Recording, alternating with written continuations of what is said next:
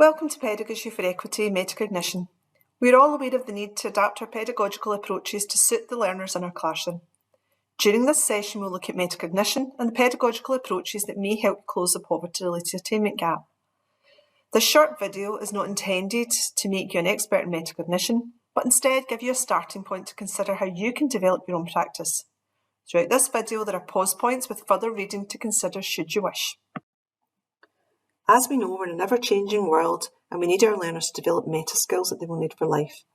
Developing these skills as a natural part of everyday learning and teaching will empower young people to be successful learners and confident individuals, ultimately allowing them to reach their fullest potential throughout their learner journey and beyond. In this session, we will focus on metacognition. Let's start with why metacognition and what is it?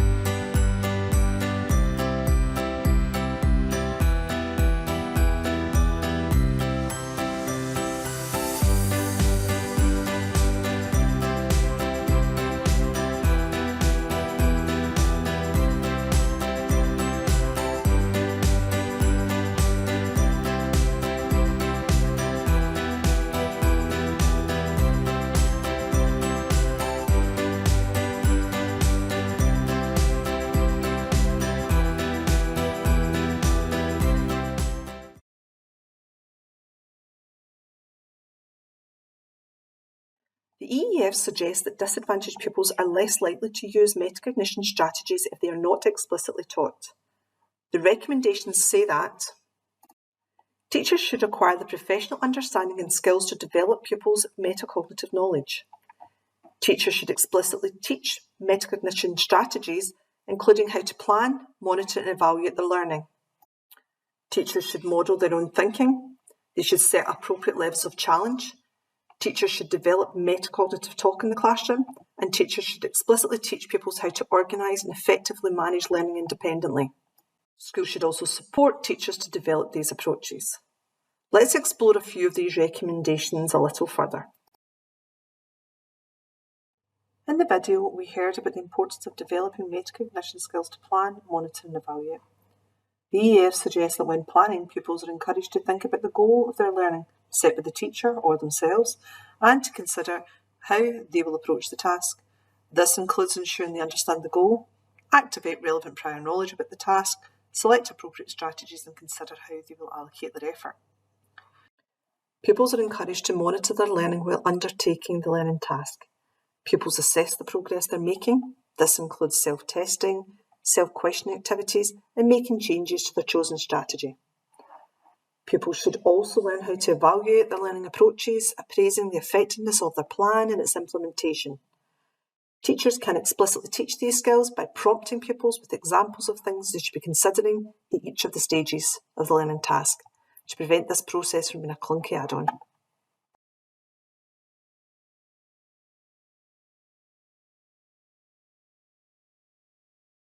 The guidance also suggests that challenge needs to be set at an appropriate level and that teachers shouldn't expect pupils to develop new cognitive and metacognitive skills at the same time. If challenge is not set at the appropriate level, one or both of the following may occur. The learner will not accept the challenge, it's too hard, motivation goes, or the learner will suffer cognitive overload, it's just too hard. To ensure the learning activities do not demand too much of the working memory and cause cognitive overload, we need to teach coping strategies such as using mind maps, taking effective notes, thinking aloud to work through problems, or breaking tasks down into smaller steps. Teachers can support this process through the use of structured planning templates, teacher modelling, worked examples, or breaking down activities into their constituent parts, revealing one part at a time and in sequence. If pupils have to undertake a task that makes them struggle, they are in fact more likely to recall information from that task in their long-term memory. Just like Goldilocks, it's crucial that the level of challenge is just right.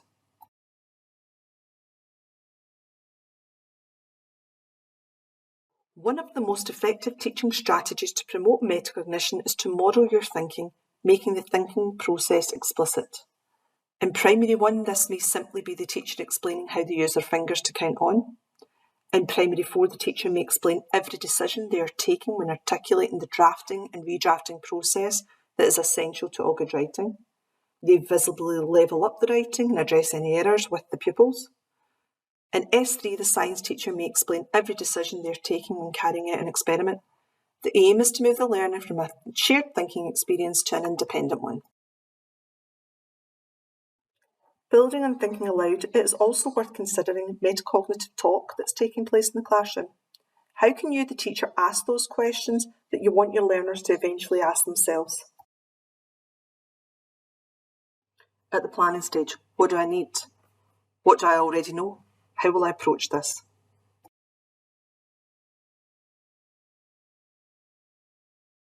At the monitoring stage, how am I doing? Is what I'm doing working? Do I need to change anything?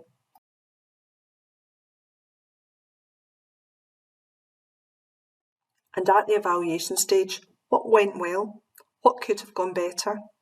There are no right or wrong questions to encourage learners to ask themselves.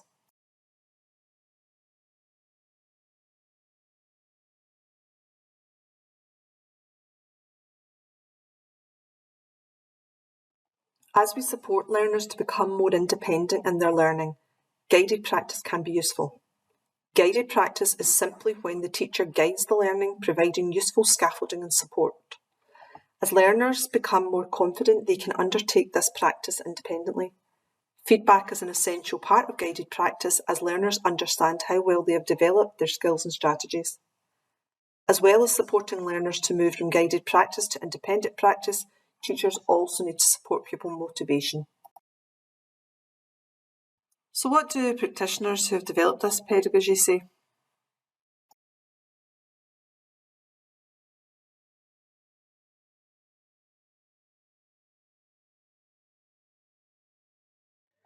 Throughout this video, we've explored what metacognition is and what it can look like. By explicitly teaching metacognition skills, you will support all learners.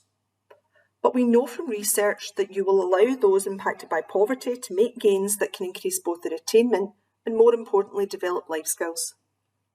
From this session, what has sparked your interest? What will you do with the learning you have gained? What are your next steps? Thank you for watching, and we hope this video supports your metacognition journey.